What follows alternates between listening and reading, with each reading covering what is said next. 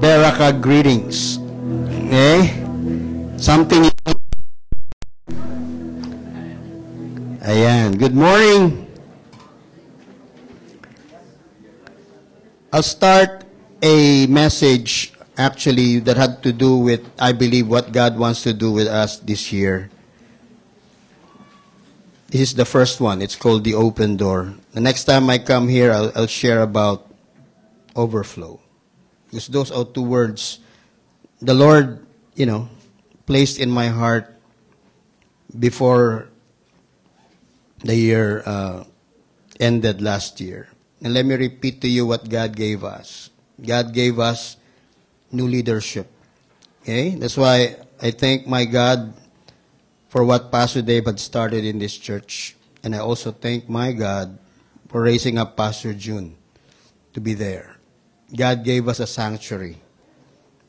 God is serious about us getting into those small groups because likewise, I always tell you guys, we cannot disciple you from the pulpit. The best thing that can talk to you is one another. We're here to bless you. We're here to listen to you. In fact, leaders, pastors are quite busy because this week, magkahalong lungkot siya kasaya, di ba? I mean, what happened to Pamangkin ni Bon and we wept. What happened to John, which is John Yurong is doing fine. No? Okay na siya, palabas na yan. Yesterday was Chad and Du's double birthday celebration and dedication ng mga daughters. A lot of things happened this week. And when you realize what that is, that's the life of the church. And that's your life. And as we celebrate life together, that's why ang ganda nung kanta kanina eh. Lord, ang ganda nun simula. Hallelujah. Hallelujah, for the Lord God Almighty reign. You know how majestic that is? If you can imagine when you say, Glory, are you Lord God Almighty? Imagine yourself in front of the throne. Worthy is the Lamb. And when you sing that, one day, in white robes, you'll sing the same along with God's mighty angels. Why? Because that's, I said, the reason why you and I are here. I want to share about the open door. Why? Because the Lord had allowed us to see this. But let me share for you first a verse, Revelation 3:20.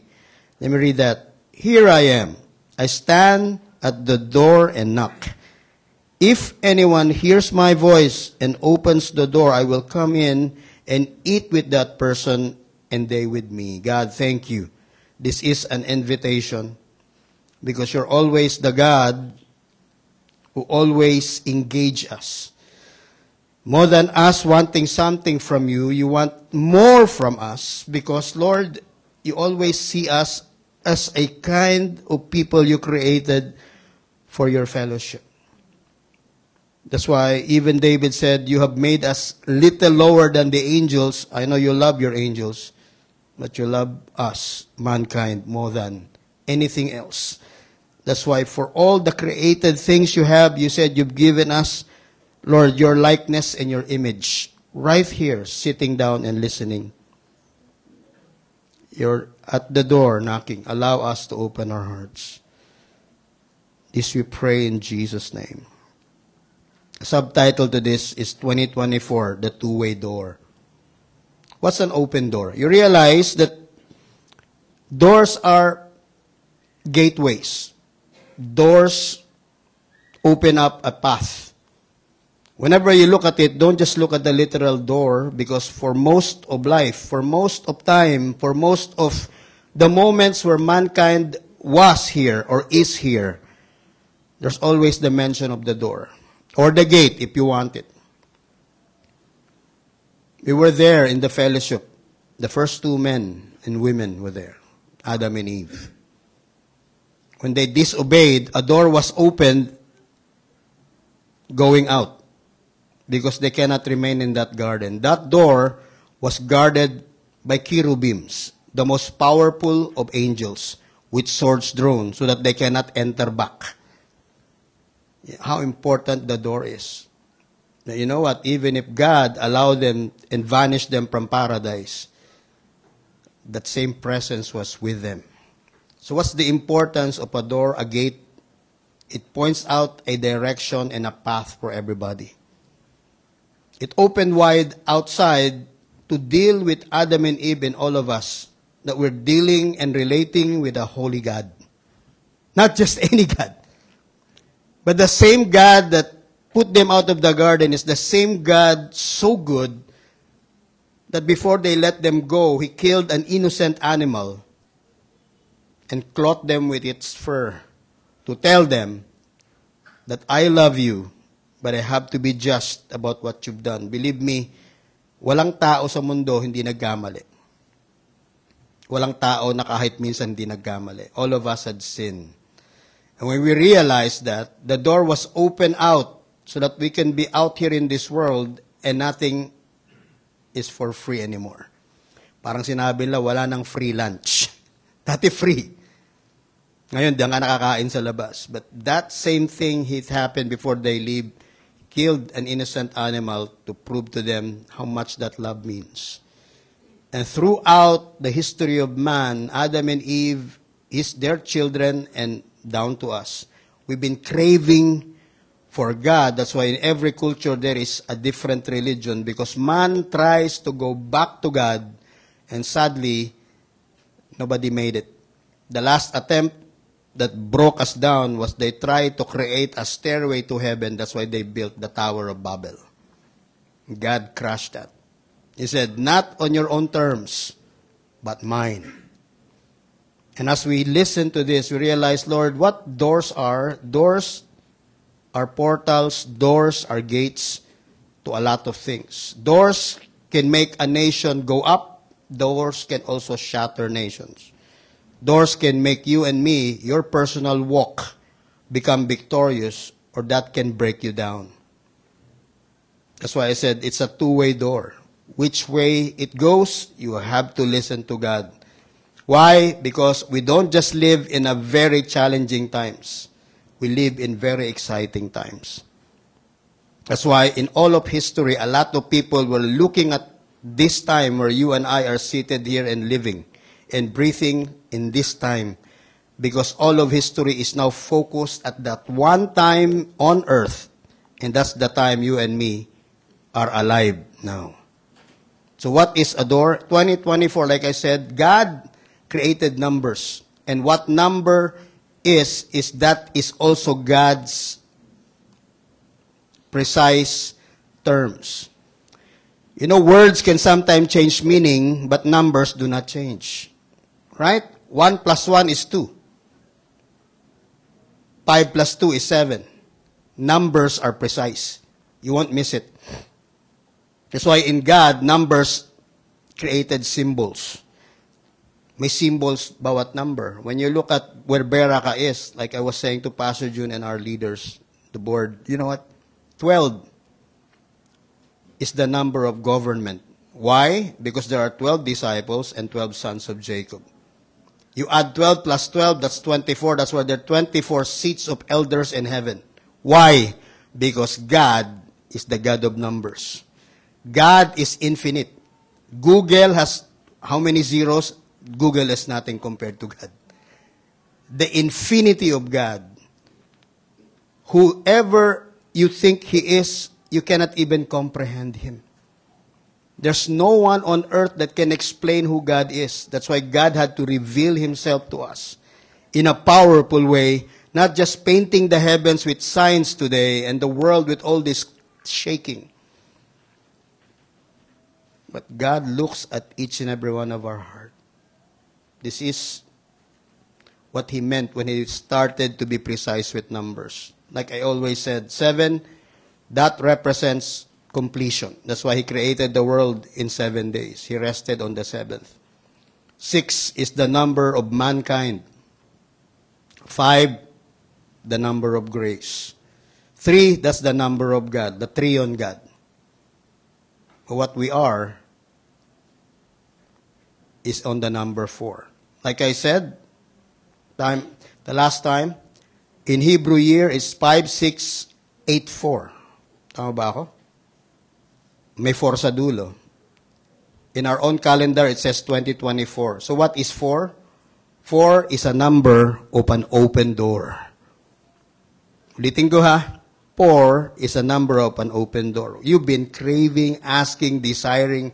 A lot of us spent years praying for breakthroughs. Breakthrough is here. Are we awake to take it from the hand of God and said, Lord, I'll take it? Because many times we tried to move on our flesh to make sure things move, and it never moved. You know how many times we struggled to open up something that remained closed? When God opens a door, no one can shut it. He's opening a door.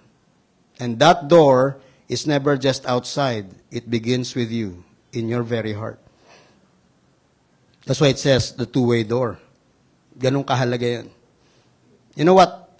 If you would like to understand that, it had to start with what we began talking kanina in our prayer and worship. That's coming to God in intimacy.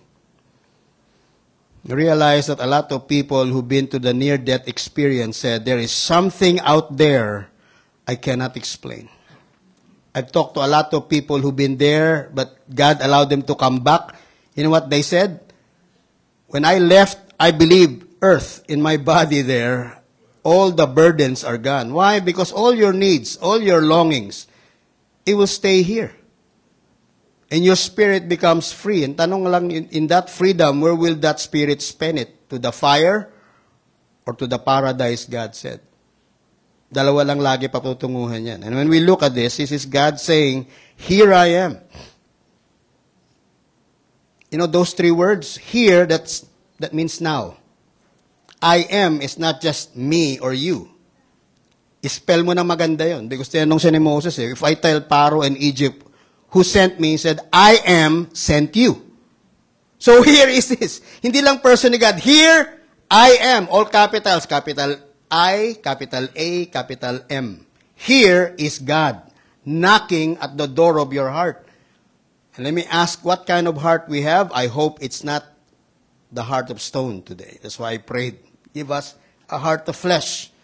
Because yan, kayang masaktan, pero sensitive yan kapag ka nakinig. So, like I said, you've heard a lot of preaching. But let me tell you this. If you want all the preachings this year to really come so established in your heart, open up your heart. Because sabi niya, it's not just me, the ordinary day. Here, I am. The same way he told Moses. I am sent you. And after that, 10 plagues hit Egypt. That's the power of that name. Here I am. And you've been struggling and wrestling with God all these years. God said, here I am, son, daughter. Not just the I am you know, but the I am so powerful, it wiped an entire civilization of Egypt. Because they tried to push the I am out. That I am is immovable. He knocks at the door of our heart. If anyone, it's conditional. Hears my voice. It starts with the heart. Because the real ears is not this, but here. And opens the door. Where? Inside. I will come in and eat with that person and they with me. You know, to the Jewish culture, in Middle Eastern culture, you will not just be invited anywhere. Because sa Pilipinas, sanay tayo doon, di ba? You go to one's house, mahiya man niya hindi kayayain. In their culture, even if you're there, if they don't want you to eat, they won't ask you to eat. Sabi niya, if you open, I'll come. You know the good thing about this? It's not you saying, God come. God invited Himself. Hello? Many times tayo, Lord, lapit ako. Hindi, si Lord mismo lumapit sa'yo. Ako na, iniimbita ko na yung sarili ko na. Ano ba kailangan mo? I'm God. I'm not supposed to do this, but I love you more than who I am. Please. Many times you do it your flesh, narinig kita, but this time, not you, but me. Right? So sabi niya, hindi niya ako pinili, ako yung namili sa inyo. He chose to knock at the door. You know, eating with that culture is intimate. So I always recall the time, 20 years ago, I'm in Kabul, Afghanistan. Akala ko, kapag kakakain, pwede ka na. Dahil Pilipino, sanay doon, di ba? Pag inabutan ka ng tanghalian o hapunan sa bahay ng iba, mahiya man yung tao hindi kayayain. Right? So when we're in that culture, they said you don't just join the people because they're eating. They may look back and you look back and hanggat hindi ka niyaya. So, yayain, okay. Said no. Even if they say, hey, eat with us, no. Count 3 times. Una mahiya pa yan eh. Hey, you eat. Don't stand up. So one time, natupad yan. Andun kami, inabot na kami ng hapon. Nagbibilangan kami. Alam mo yung parang sa baseball, di ba? May mga senya sa baseball. Hey, you eat with us. Oh, come on, eat 2. Gutom na gutom. Oh, it's okay. Come on, eat 3. Tayo na kaming lahat. Yan yung mga Pilipino, di ba? Handa agad, napuno yung mesa. You know what this is? God violated 2 things. He invited Himself. Saan naman nakakita nun? Amen? Madalas tayo nauunat. Gusto ko, Lord, hindi. Sabi ni God, sarado yung pinto. Ito siya na mismo yung nangatok. Siya na mismo yung nagsabi, kakain ako sa'yo. Hello? You realize, Zacchaeus? Sobrang liit niya, pumatong siya doon. Sabi niya, Zacchaeus, hi. Oy, kilala niya ako. I'll eat in your house. Inimbita ni Jesus sarili niya sa bahay ni Zacchaeus. You want a proof? That's a proof in Scripture that God wanted to be with you, and it doesn't happen all the time. It happens in a moment when the door is open. Hello? In ancient times, doors could only be opened from the inside. Pansinin niyo yan, ha? In our time today, pwede kang nakawan kasi may knob sa labas. Pag mabubuksan. In those times, the opening is inside the house. So nobody can just barge into that house and magnakaw agad. Although lagi may magnanakaw naman, kahit kailan, di ba? They're always a thief in every culture at any time in history. But in ancient doors, ang kakapal nun, the knob is from the inside. You know what that speaks? Only you can open the doors of your heart. Hello? God invite Himself in front of your door, but until from the inside, you open it, God cannot enter. Why? He respects you so much. So ang tanong, anong tinatago-tago mo dyan? Anong kinikimkim mo? Ba't ayaw mo lumapit? Tandaan natin, hindi lahat ng oras may oportunidad lumapit ka kay God. I don't know kung ano yung mga struggle ng bawat isa sa atin. But if you keep on telling God, wag muna, kasi ako yung mamimili, hindi ikaw namili. Yung buhay na hindi yan sa'yo, yung hininga na yan, utang mo lang yan. Pag kinuha yan sa'yo mamaya, o bukas, o mamayang hating gabi, patay ka na, wala ka na magagawa. So you don't control your life. Let me tell you, if you know that God who invite Himself, not only that, sinabi niya, makikikain na rin ako sa'yo pag binuksan mo. Minsan, napapakamot ako, I'm scratching my head. Lord, why are you doing that? One thing He said, because I love you more than you'll ever know. And I want you to hear that. Will you open the door of your heart? Because only you can allow that. God will never force Himself in. Yet He did 2 things. He said, I'm outside the door of your heart, and I want to eat with you. What's eating again in that culture? It's deep fellowship. It's intimate. Because the only people invited sa hapagkainan ng mga Middle Eastern people hanggang ngayon are people they considered friends and family. They don't invite strangers. Amen?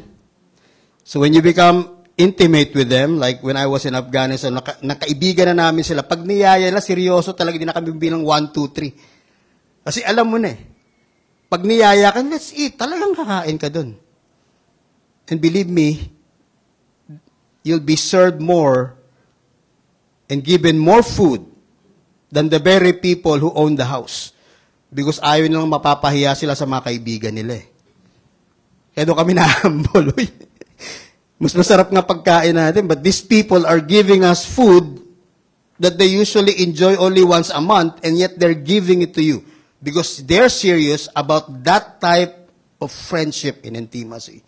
If people can do that, God wants to do that with us. Person to person, family per family. Let me go quick. Matthew 7:7-8.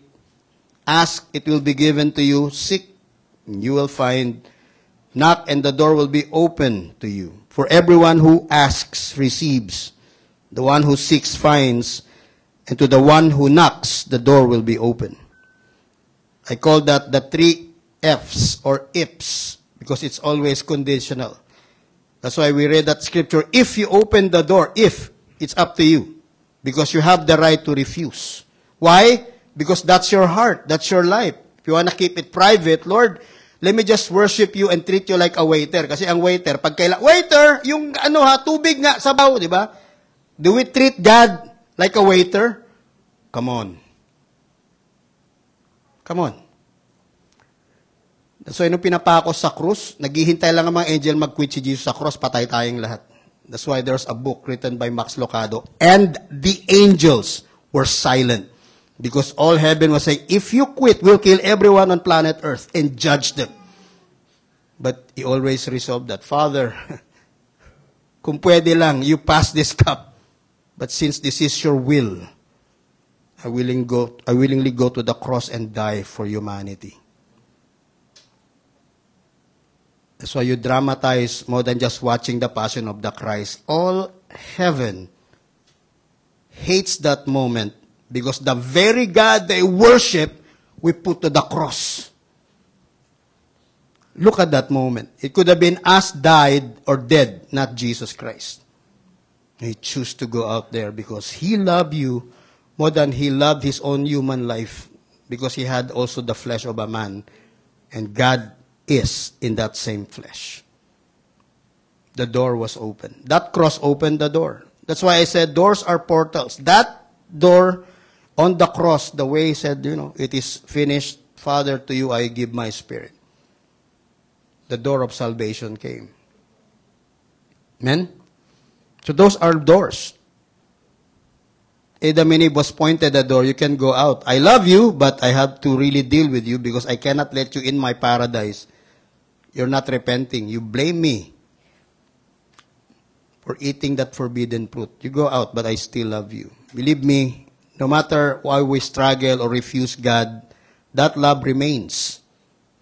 But that door, let me correct myself here, that love remains, but the door will not be always open for you because it's an opportunity. The 3 F or IPS. First one is faith. That's why he said, ask, it will be given to you. It takes faith to do that. Right? Hello?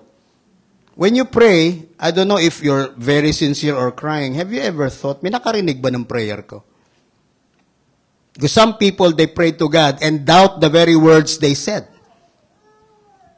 Ask, it will be given to you. What are that? It can be provision, protection, or anything else you need in your person, in your home. Ask. But mahalaga yun. Because God is not a spoiler dad. Alam mo yung spoiler na daddy? Hindi pa hinihingi ng daughter tsaka son, binigyan na kagad. So lalaki yung anak na, okay lang yan, bibigay naman ni daddy kasi ako nagsalita. No, God knows what you need. But being a good dad, He wants you to come to Him and ask Him, Dad, God, Father, please, in your time and name, please give me this. Right? I don't know what that is. Provision, protection, that can be relationship. Some of you have been waiting for years. Lord, give me the right person. This may be your year. Amen? That could be something of a provision because you've been asking God. If there's anyone in this universe who wanted you blessed and overflowing, it's God. Yet a lot of people doubt, can God really give me this? Ang tanong niya, nagtanong ka ba? Humingi ka ba? Kasi hindi ako spoiler dad eh. Why? Because He knows your need before it become a need. He knows your problem before it become a problem. Why? Because when God sees time, He sees all of them running at the same time, past, present, future. Tayo nakita lang natin yung present. Yung future, hulaan natin. Yung past, dalawa lang yan. It's either bitter tayo o sa sobrang victory nun, doon tayo nabubuhay, nakalimutan natin may present. But God can see that. That's why He said, believe in me, trust me. But before that, He said, ask me. James warned us, In James 4, sabi niya, when you ask, do not, and you do not receive because you ask with wrong motives, that you may spend what you get on your pleasures. He was talking to the Jewish church. Sabi niya, nag-aaway-aaway kayo because when you ask, may ibang bagay doon sa puso. That's why when we ask, we have to ask clear. Why do you need it? Amen? Kung tayo nga sa mundo, tatanungin ka, punta ka dyan sa may census, ba't mo kailangan, di ba? Nagpakuha ako ng, para doon sa ano natin, Pastor Jun, yung lisensya natin. Pero mo, picture na lang, para saan ho ba to? Ganun na ba kalupit sa mundong to? Di ba? Pang passport, pang ganun, sabi ko, kailangan ba sagutin yan? I mean, people are so intrusive. Kung ganun nga yung tao, para saan? Sinabihan mo na gano'ng kalaki, 2x2, passport size. Tinanong pa talaga, ganun pa talaga tayo? I mean, di mo nga kilala, that's a stranger. How much more God? Right? Some of you needs a car. Not for luxury, but you need it for your purpose. Have you asked God for a car? Ay, nahiya ako, wala man akong pera. Bakit? Can God not give you that? If He knows you need it. Amen? Iba kasi mali yung tanong, Lord, I need a car. Anong kailan mo? Lamborghini. Para saan? Gusto ko, Lord, yung Countach, yung parang wings na gano'n. Para saan nga? Para daling ko sa church, tas inggitin ko lahat. Hindi kita bibigyan. Yayabang ka lang dyan, maglalaway yung mga tao. Right? God loves you enough. He knows who you are. Kaya pag nag-ano ka specific, iba sa atin, Lord, give me someone to be with a partner. Di ka nagtanong. Ano gusto mo? Tall, dark, handsome? Dapat sabihin mo. Tama? Eh, paano pag hindi? Ayoko niyan. Hindi mo naman sinabi sa akin kung ano. You know, when we pray, it had to be specific. Don't pray general. Hello? God knows what you need. Even the amount of money you need, because in this world, sabi nga ni Solomon, money is the answer to everything, but the love of money will be root of evil. So use money as your slave, not be a slave of money. So takot ba sigad pa nagkapera ka? No! Ang tanong, can you be trusted with that? Delikado pa nagkapera kasi karamihan ng mga tao, pag itinang blessing, doon nagbabackslide. Na-expose tuloy, tama? Tama? Ay, papakasasa na ako dito. Kaya ang dami kong pera, titirahin ko yan, di ba? Parang sinabi mo na yung mga palabas, bukas, luluhod ng mga tala, di ba? Tama, ganon? Ganon ba yan?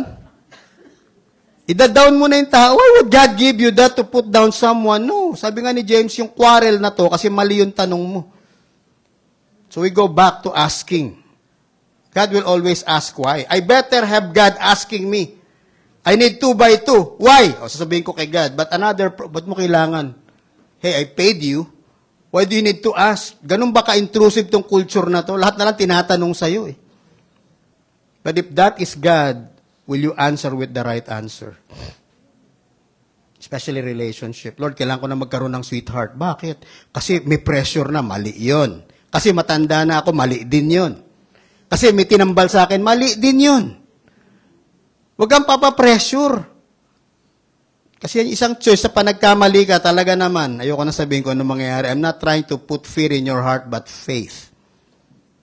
You ask everything, but when you ask for the right partner in life, you wait, you listen, and you specifically tell God what that person is to you.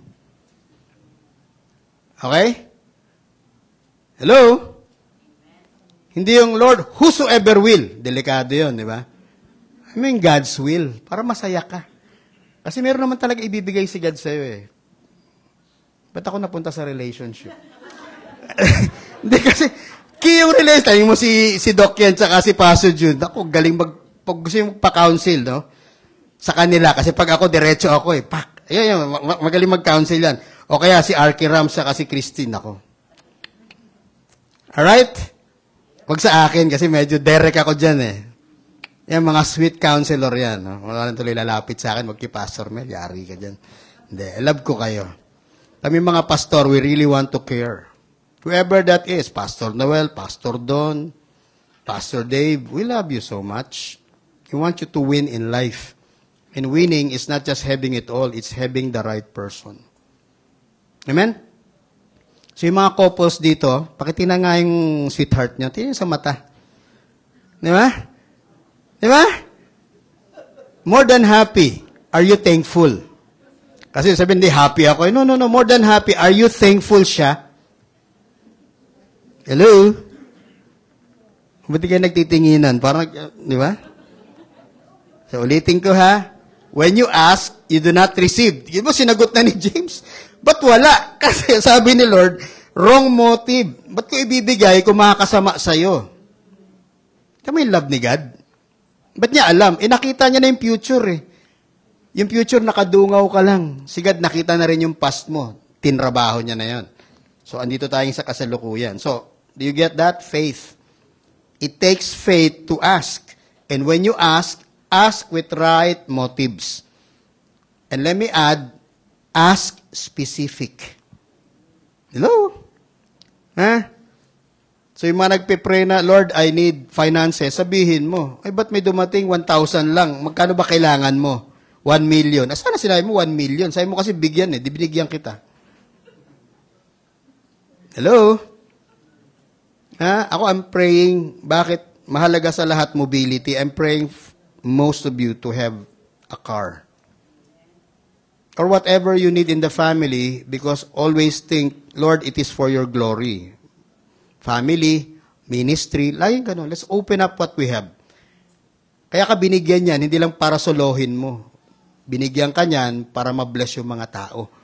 At tingnan nila yung pamilya mo tsaka ikaw, titingala sila sa langit, Lord, na-bless ako sa mga yun. Bakit? Kasi taga-bera ka sila eh. Sayang naman, no? Sabi mo, I'm from the Blessing Church. Really? Di ba? Hello? Kung taga-bera kayo, believe God for a seed. Believe me, when you give, you don't have to be so much mayaman para magbigay. Because the measure of true generosity is in your heart. Kaya pag nagbigay kayo, it doesn't matter. Maliit yan kung galing yan sa heart nyo, masaya.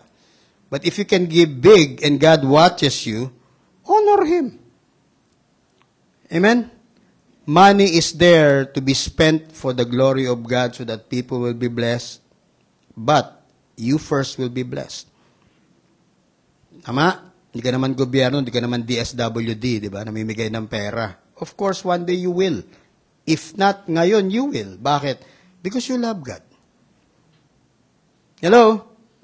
BCI, Baraka, be sensitive. Sabi doon, when you have something and somebody needs something, don't just pray, Lord, I pray you bless him. May pera ka naman dyan, meron kang bagay dyan. You bless him. Like I said, you don't belong to the Baraka word if you don't understand what generosity is, because blessing starts with a heart generous because you honor God.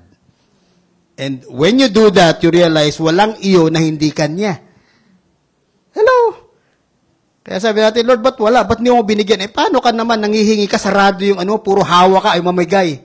Paano ka ba bibigyan ni God? Buksan mo yung palad mo. How can He give that? Sarado man, hindi ko bigay ito. Lord, pahingi. May nakita ka ba na malimos sa kaganon? Hindi naman tayo namamalimos kay God, humihingi tayo. Release mo. Hello? That's why pa nag-worship ka, wala ka nakita nag-worship na ganon. Tagilid yun, di ba? Palaban yun eh. Diba? Right? Nalala ko nung radical ako, nung pipray ako, paso dyan, ganito. Left pa. Sabi sa akin ni God, ba't nakaganon yan? Palaban ka na naman. Hindi, suko ako, Lord, di ba? Inangat ko pa yung kanan ko, surrender. Bakit? Iba kasi. So when you give and you ask, you cannot ask with clenched fist. Na ganun. Wala ka nakita ng hingi na kasarayan. Buksan mo. Pag binuksan mo, pinakawalan mo na. Bakit? Kasi may paparating eh. Hello? Next is focus. Seek, you'll find. This is more than just the provision, which is more physical. This is more of you inside. That's wisdom and understanding. We live in a time na dapat para tayong men of Issachar. Ano yung men of Issachar? Men who knew the times and knows what Israel must do. When you said you knew the times, because hindi ka dictated ng mga news dyan sa labas. Alam mo, by the Bible, kung bakit na-interpret ko, ba't naka-headline yan? Kasi sinabi na yan sa Bible eh. Alam mo, nakakatawa, pa nagtitingin ako ng news, natatawa ako kasi bakit? Ini-interpret ko siya sa sinabi ni Lord. Ito nangyayari. Pero nangyari na yan, sinabi na ni Lord yan. God said it will happen in your time, and if you don't connect what the Bible says and current events, mahihilo ka. So again, wisdom, because in our age, you need wisdom, how to operate personally, as a family. God promised to protect us. God promised to provide for us. But ask wisdom. Yan ang sinabi niya sa James, di ba? Di ba? Any one of you who needs wisdom, let him inquire of God. Ask God, who gives generously without finding fault. Yan ang maganda kay God, panahingin ng wisdom. Wisdom ka. Hindi ganun eh. Ang bait ni Lord. He gives you generously. Niya titina kung namali ka o love ka niya. So with wisdom comes understanding. Bakit? Because understanding is the application of the wisdom that God gave you. And where does wisdom start? The fear of God is the beginning of wisdom. Gusto mo talagang grabe wisdom mo? Takot ka ba kay God? Kasi kung hindi ka takot, hindi mo maintindihan yan. The moment you fear God, that understanding comes so that when you act, you know. More than conventional wisdom, there's divine guidance. So the understanding of what you do relationally, financially, whatever you do, because in this world today, you have to be very, very, very wise and understanding. That's why kanina sinabi ko, medyo mamaya gusto yung gumala. Huwag kayong gumala dyan sa may city center kasi expected nila a crowd of 50,000 can be there. Diba? So nagmamadali na sila. So isipin natin to, where we are, wisdom and understanding. How do you get that? Seek, and you will find. Kaya na ask, it will be given. Seek, you'll find. Sabi ni Jeremiah sa 29:30 ng Jeremiah, you'll seek me, and you'll find me when you seek me with all your heart. Again, it goes back to that door inside. Gusto mo ko hanapin, makikita mo ako. Yung paghahanap mo is based on your heart. Are you desperate to find me? You'll find me. Why? Because I will never hide my face to those who humble themselves. So what happens out there, may kasabayan sa Manila na rally, nag-i-split na yung dating magkakaibigan eh. Pag-pray natin because it's not about personality, it's about a nation. You and I belong to this nation. I told you last night, doon sa BCI chat, pray. I talk to a lot of people kasi ang chat group ko siguro 32 lahat yung ka-chat group ko eh. Sabi ko, manalangin kayo sa bayan. This is no time to split a nation because leaders are split. It's not about them. I hope they don't think whether it's Digong or Bongbong. It's not. It's about us. We need to be one nation. In a world splitting apart, the only nation that can stand is a nation that's not divided. Today can mark a history that can divide us. Pray against that. Be the men of Issachar who knew the times. Ayan, may rally dyan. May rally rin kasabayan sa Manila sa grandstand. You and I are part of this nation. You pray for our leaders. Always pray for your leaders. Mahirap mamili. Pinili natin sila, pero pinili natin si God over them. As a pastor, let me just plead to you, pray for this nation. Because what happens today can split this nation apart. We don't want that. The foreigners outside that splits nations because they're globalists in their thinking wants to split one nation at a time. Pray that we won't fall into their trap. Pray for our leaders. Wala akong pipiliin sa mga yan. Pinili sila ni God, pinili sila ng tao. Pag-pray natin, Lord, huwag mong hayaan mapunit yung pagkakaisa ng bayan na to. That's why seek and you'll find. Today, church, pray before God. Pray as a family. Pray as a person. Pray for your leaders because their work can hinder you. What happens to them can stop you and I. We don't want this nation divided. We don't want this nation to go to war just like the other nations around us. This nation has been chosen by God. You and I are to serve Him. Allow the grace of God to be here. I've been praying since last night. God, walk into my country, God. Don't allow this. Don't allow the personality in the same way to us. Do not let your pride stop God from changing and blessing and letting you perfect into your destiny. The third F is follow through. Knock. Ayan yung subject natin. The door will be open to you. What's that? Amazing favors. Supernatural breakthroughs. This year, like I said, God gave us leadership na medyo nakaka-bless. Kung bless lahat ng board through the years, this is a different kind of blessing. Next level yung binigay sa atin ni God. Binigyan niya tayo lahat. You are in a place of witness. Wala tayong ganito. First time natin may ganito. Diba? Like I said, I've yearned in my heart for years for Pastor June to take the seat. So I always tell Pastor Dave, ako transition lang ako, Pas. Somebody who's like you, learned in that way, should sit because Beraka deserves that kind of leadership. And please, let's support all our leaders and let's love one another deep. We have a country to pray with. We have a country to win. We don't let this country fall apart. Okay? Follow through. I believe this year, grabing breakthrough to. Hindi lang personal, hindi lang financial, hindi lang resourcefully, favors and all, but even healing, relationship, physical, God will be here. Kaya naalala niyo yung kwento nung, di ba? Nung when you knock at the door, di ba? May nanghingi ng pagkain, gabing-gabi na. Ba't kita pagbubuksan? Tulog na kami. Hindi. Buksan mo kasi may bisita ako, di ba? Sabi niya, hindi dahil kaibigan siya. He's not opening the door because he's a friend, but because he is so persistent that everybody in the house, nagigising na tuloy. You know what? Is that the kind of heart we have? Are we gonna be persistent? Because a lot of times, kung kailan na i-open agad yung door at iaabot yung blessing, umalis ka na kasi kulang ka sa persistence. Those years are over. Be the kind of man and woman who will persist, who will never give up, who will never go away up until the Lord gives you that. No? Even minsan, para tayong si Jacob, ni-wrestle mo si God. Bakit? Sabi niya, I'll never let you go until you bless me. Wow!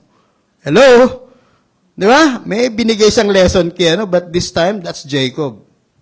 That's not you. You're not a deceiver. You're not a schemer. You're a lover of God. He won't do that to you. But He's waiting for you. Gusto mo ba? Come. He'll give that to us.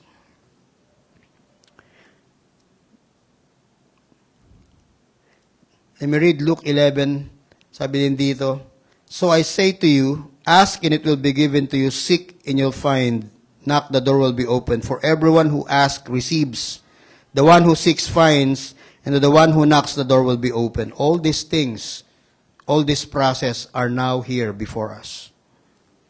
John 10:9 says, I am the door. If anyone enters by me, he will be saved. And I will go in and out and find pasture. He's talking salvation. But more than just the spiritual save, we're still on earth. He's always here saving us every day. Saving us from lack, saving us from harm, saving us from bad decisions, saving us from hating one another. And I really want to encourage couples, please don't allow division to be in your marriage. Don't. Because nowadays, grabing mang split ang demonyo. Don't sleep without even saying sorry. It doesn't matter kung ikaw yung tama o siya yung tama, ikaw yung mali, siya yung mali. Throw the pride out. And by the grace of God, keep your home intact. Because it starts with you, the husband and the wife. I don't care what the issues are. But be humble enough to ask God, Lord, itong samahan na to, itong marriage na to, plan mo to eh. And I don't want to be out there trying to stop it when you have blessed it. Okay? And then, if He is the door, He pointed out, this is a common verse, I'm the truth, the way, the truth, the life. No one comes to the Father except through me. So when you pray and the Father listens, He listens first because He looks to His Son. Handaan natin, God opened the door for heaven, but the only way to that heaven's door is Jesus Christ. Yan tanong, how are we close with the Lord? It doesn't care kung kahapon palpak ka o kanina pumalpak kay mahalaga ikaw ngayon. Ano ang gagawin mo? will you open the door? Let me remind you, it can only open from the outside. Kaya kanina, yung friend, nagbawala siya, di ba? Buksan mo. Hindi niya, wala namang doorknob sa labas yun eh. He keeps knocking. Because nasa loob yung opening. So he was given food, right? He was given what he needs. Revelations 3:8, as I wind, I know your deeds. See, I've placed before you an open door that no one can shut. I know that you have little strength, yet you have kept my word and have not denied my name. You know, these are the words of what Pastor June is preaching about the churches and Revelation. This is God talking to the church in Philadelphia. Yung 7 church na yon, may dealing si God. Yung iba medyo bad talaga yung situation. Pero if you wanna look at those 7 churches, ang hindi lang talaga nabigyan ng penalty doon tong church na to in Philadelphia. Kumbaga sa 7 estudyante, ito yung pumasa. Amen? Yung iba pumasa pero 75 and up. Palagi ko yung Philadelphia, Pastor June, nasa 95, ano? Mga good boys and girls to Bakit? Kahit hirap sila, they never gave up. Amen? You look at this church, and you realize, Lord, am I that kind of church? Because church is not just us. Church is you. The person. The temple of God. Sabi niya, I know your deeds. I've placed before you an open door that no one can shut. Doon pa lang, yanig na ako Lord, what? Paano si Satan? He cannot even touch that door. Paano yung mga powerful na tao? They cannot shut that door. I have placed before you. Again, sino nag-una? Si God. Nak, liga. Nakita mo yan? Bukas. Baka sumara, hindi yan magsasara. Because ako yung Diyos What I open, no one can close. Kaya siniguro niya, an open door that no one can shut. And he said, I know you have little strength. Why? Because you've been working on your faith.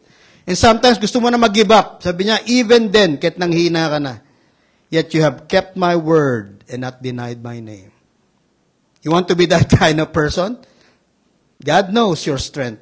God knows minsan nasa dulo ka na God knows minsan, pising tali, guhit ka na lang. Pero sabi niya, you kept my word. You know where your strength comes from? Your Bible. You believe it, every word. And sabi niya, you've never denied my name. How do you deny God? By living the opposite. Right? You cannot say, I love God, and 6 days a week you live the opposite. That's denying Him. And nobody knows naman, but God knows. Do not deny God. Because every day He works on your character na maging kamukha ka ni Kristo. Allow Him that. He knows from time to time malalaglag ka, but yet He said, you kept on. And finally, that last verse. This is another church, Laodicea. Let me read that. Revelations 3:19-20. Those whom I love, I reprove and discipline. So be zealous and repent. This is another type of personality and church. Because Laodicea is rich and comfortable. Ang tanongin mo, Lord, am I blessed and comfortable? That's why I said, you know what? When God said, worship me on a Sabbath day, believe me, is talking about you and me, honoring. Because going to worship God on a church, 1 day a week, is a universal law. Because it's written in the 10 Commandments. I know we live at a time na comfortable. Ay, mag-beach muna ako dahil ano. No. He gave you 7 days. He gave you a lot of holidays. Do not touch the Sunday. Why? Because that is honoring Him. Hello? Unless talagang hindi mo kaya, okay lang yan, maintindihan ka niya. We live in a time na napaka-comfortable. Right? We can view it from the internet. And it's good naman. But believe me, even if we watch by the internet now, dami nanonood ngayon But let me tell you, nothing beats the fellowship. That you can touch people. And mamaya, after I pray the benediction, stop muna for 5 minutes and be on a circle and bless one another. Because that is something no one can take away from you. And God wants you to do that. It's called the circle of blessing. You pray for one another. So he's reproving Laodicea. Before niya pinagalitan itong mga to, sinabi niya kaagad, those whom I love, I reprove in discipline. So be zealous and repent. Di ba? Alam niyo, hindi ko gustong ginagawa yun, Laodicea. Pero sabi niya, before niya pinagalitan, ang galing, mahal kita. Kaya kinorek kita, ididisiplina kita. So sabi niya, be zealous, ibalik mo yung apoy mo, magrepent ka. I think this is a challenge for all of us. Because some of us may be in the Philadelphia side, some of us may be in the Laodicea side. It doesn't matter. God deals with us. Again, verse 20, behold, I stand at the door and knock. If anyone hears my voice, open the door and come. I will come in to him and eat with him and he with me. This is an invitation, my friends. Amen? Let me go back before I pray. Rarely would God invite himself and told you, can you open the door? Bakit? Kasi I wanna eat with you. Hello? Alam iba dito, mahilig kayo mag-fellowship. Sana mag-fellowship kami. Paano kung si God na nagsabi, fellowship naman tayo na. Lalo ako di ba? Lalo ako excited nun, si God na nagsabi. Can we just pray where you are? We live at a time of great shaking and challenges, but God promised an open door. That open door doesn't stay forever. It has a time limitation. That's why He gave us this year, the year of the open door. Come to think of it. Come before the table. Come before Him. And when you come alone. Talk to Him. Make this year a different year in your life. In this church, God's doing things. But more than the church is your life. Hey, bow your heads. Father, thank you. More than we saying we love you, sobra mo kaming mahal. Even ako, Lord, pag naisip ko yun, naiyak ako. Bakit? Kasi na-realize ko, hindi yung kapasidad kong mahalin ka, kundi yung kapasidad mong minahal mo ako despite kung nasan ako. The same speaks to all of us. God, give us more than a humble heart. A heart that yearns. A heart that cries out. A heart who hungers and thirsts for your righteousness. For that intimate presence. I know you're about to break through. I know there's gonna be a lot of blessings and overflow. When the word shakes, the only marker and difference was that your people, just like what you did to the Israelites in Egypt at Goshen, those 10 plagues hit the same way it's hitting our world. That you have a people that loves you.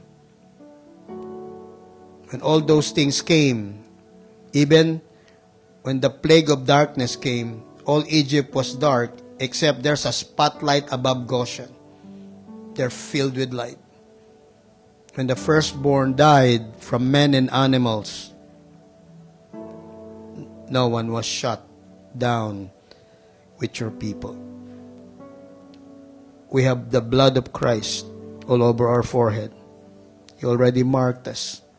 We belong to you. There is no more veil between us. That door is open. That this year is different. You're about to turn lives. Personal, family, church, community, city, nation. Keep us so close to you. I remember that song, those lyrics that says, you're all I want. You're all I ever needed. That's the cry of our heart. Draw me close to you. Never let me go. I lay it down all again to hear you say that I'm your friend. You are my desire. No one else will do, because nothing else can take the place to feel the warmth of your embrace. Let me find that way. Bring me back to you. You're all I want. You're all I ever needed. We pray that song. We make it personal. And God, we pray and declare what you open, no one can close. If that's a struggle, if that's a sin thing, if that's hateful, unforgiveness and all, give us a clear heart. Because you've already found a way for us through Jesus Christ. Bless your people, God. Ibulong mo sa tenga namin kung ano yung gusto mong gawin at baguhin. And give us that obedient heart to respond to you. Because your plans for us is never to harm us but to bless us. And so here we are. We give you honor and glory. Open up that door. And we open it from the inside. And tell you, God, come in. Be intimate. Let's eat together. Let me find out what there is waiting for me. Because I love you and I trust you. That's our prayer, God. In Jesus' name. Amen.